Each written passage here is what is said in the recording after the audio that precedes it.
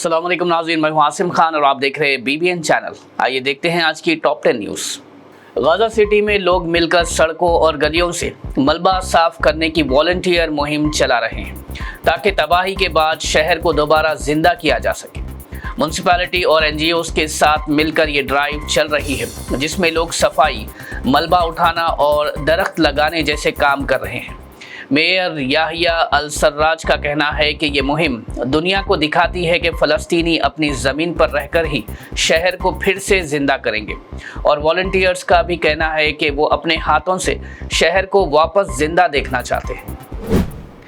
Saudi अरब ने foreign हाजियों की खिदमात के कानून को दोबारा तैयार करते हुए पुरानी तवाफ़ा ऑर्गेनाइजेशंस को बंद करके उनकी जगह हज हॉस्पिटैलिटी कंपनीज़ को जिम्मेदारी दे दी है। अब हर हाजी को रहनुमाई, रिहाइश और सफ़र सिर्फ लाइसेंस्ड और मिनिस्ट्री ऑफ हज रजिस्टर्ड कंपनीज से मिलेगी। हुकूमत ने वाज़ेह किया कि इन कंपनीज की मालिकियत सिर्फ सऊदी शहरियों के पास होगी और कानून की खिलाफ वर्जी पर 3 साल तक मुअत्तल किया जा सकता है। मिनिस्ट्री को इख्तियार है कि अगर कोई प्रोवाइडर अपना वादा पूरा ना करे तो हाजी की सर्विसेज किसी अप्रूव्ड कंपनी से मुकम्मल करवाई जा सके। इस नए कानून का मकसद हाजियों की सहूलत, मैनेजमेंट का कंट्रोल और बेहतरीन मेहमानदोज़ी को यकीनी बनाना है। रूसी सदर व्लादिमीर पुतिन और इजरायली सदर बेंजामिन नेतन्याहू ने फ़ोन पर बात करते हुए गाज़ा स्ट्रिप में सीज़ फायर, ईरान के न्यूक्लियर प्रोग्राम और सीरिया की सिचुएशन पर डिस्कशन की। पुतिन ने कहा कि बात का मकसद मिडिल ईस्ट में टेंशन्स को समझना और तनाज़ात को कंट्रोल करना है, जबकि नेतन्याहू ने रीजन की सिक्योरिटी और ह्यूमैनिटेरियन कंसर्न पर फोकस किया। ये call United nation security council में डोनाल्ड ट्रंप की गाज़ा प्लान पर चर्चा के दौरान हुई, जहां रशिया ने अपना ऑल्टरनेट ड्राफ्ट रेजोल्यूशन भी पेश किया। दोनों लीडर्स ने स्ट्रैटेजिक इश्यूज और होस्टेजेस के तबादले पर भी बातचीत की। नॉर्थ अमेरिकन पंजाबी एसोसिएशन ने भारत और पाकिस्तान से दरख्वास्त की कि करतारपुर कॉरिडोर को फ़ौरन बहाल किया जाए ताकि सिख ज़ायरीन आराम से गुरुद्वारा श्री दरबार साहिब तक सफ़र कर सकें। NAPA ने जोर देकर कहा कि ये रास्ता सिर्फ एक गुज़रगाह नहीं बल्कि सिख बिरादरी के लिए रूहानी अहमियत रखता है, और इसकी बंदिश ने दुनिया भर के सिख लोगों को दिलसोजी और परेशानी में मुब्तला कर दिया है। NAPA ने दोनों ममालिक के रहनुमाओं से अपील की कि वो मुअस्सर डिप्लोमेटिक रवैया इख्तियार करते हुए जल्द से जल्द मसला हल करें ताकि ज़ायरीन बिना किसी देरी के अपनी रूहानी ज़ियारत जारी रख सकें। जम्मू एंड कश्मीर के लेफ्टिनेंट गवर्नर मनोज सिन्हा ने वाज़ेह किया कि नौगाम पुलिस स्टेशन का धमाका दहशतगर्दी नहीं बल्कि एक हादसा था। उन्होंने बताया कि इब्तिदाई मालूमात के मुताबिक ब्लास्ट उस वक्त हुआ जब फॉरेंसिक टीम पहले से जब्त किए गए एक्सप्लोजिव सामान के सैंपल्स ले रही थी। LG ने अफसोस का इजहार करते हुए कहा कि पूरी तफ्तीश शुरू हो चुकी है ताकि पता चले कि सामान हैंडल करते वक्त कोई टेक्निकल खराबी या प्रोटोकॉल की कमी तो नहीं हुई। उन्होंने ये भी यकीन दिलाया कि हुकूमत इस वाक़ये को संजीदगी से ले रही है और हर पहलू से जायज़ा लिया जा रहा है ताकि मुस्तक़बिल में ऐसे हालात पैदा ना हो।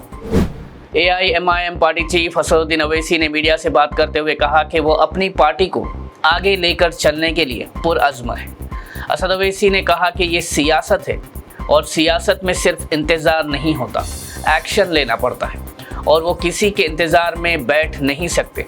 इसलिए उनकी जिम्मेदारी है कि पार्टी को खुद लेकर आगे बढ़े। उन्होंने सहाफ़ी के एक सवाल का जवाब देते हुए कहा कि BRS पार्टी का वोट गिर गया है, और साथ ही उन्होंने बिहार, उत्तर प्रदेश और दूसरे इलाकों में पार्टी की कोशिशों का भी जिक्र किया। असद अवैसी ने दिखाया कि चैलेंजेस के बावजूद वो पार्टी का सफ़र जारी रखेंगे। तेलंगाना हाई कोर्ट के चीफ जस्टिस अपरेश कुमार सिंह के हिदायत पर रियासत भर में एक ख़ास लोक अदालत मुनक्कद की गई, जहां अदालतों ने हज़ारों पुराने केसेस को एक ही रोज़ में सुलझा दिया। इस ड्राइव के दौरान 37,055 कंपाउंडेबल क्रिमिनल केसेस को क्लोज किया गया और साथ ही 3,217 चेक बाउंस केसेस का भी फैसला हो गया।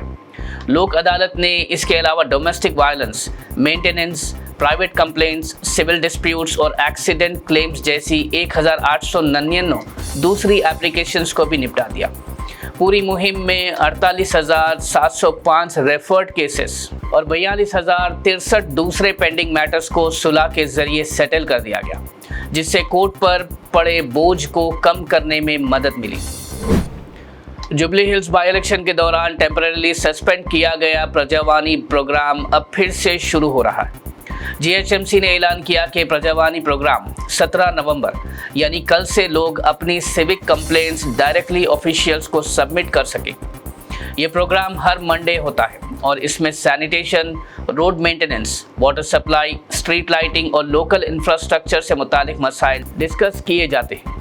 जीएचएमसी ने सिटीजन से अपील की कि अपने कंप्लेंट्स क्लियरली और कंस्ट्रक्टिव तरीके से रखें ताकि ऑफिशियल्स उनका टाइमली एक्शन ले सके और शहर के सर्विसेज इम्प्रूव हो। स्टेट गवर्नमेंट ने फाइनल नोटिफिकेशन जारी करते हुए फैंसी व्हीकल नंबर्स की फ़ी रिवाइज कर दी और एप्लीकेंट्स के लिए नई कंडीशंस भी लगा दी।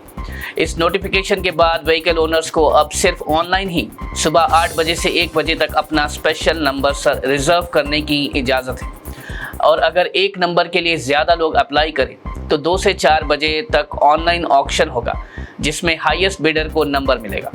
ऑक्शन जीतने वालों को पूरी पेमेंट देनी होगी जबकि हारने वालों की 10% फ़ी कट होकर बाकी अमाउंट वापस मिलेगी।